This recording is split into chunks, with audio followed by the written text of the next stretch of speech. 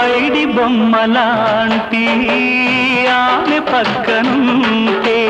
పగలే వెన్నెలనే కురిపిస్తా నీడలాగా నాతో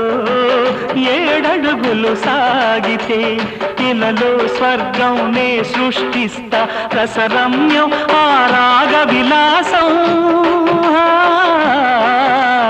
రసరమ్యం ఆ రాగ విలాసం బసివాడదు అది ఆ జన్మాంతం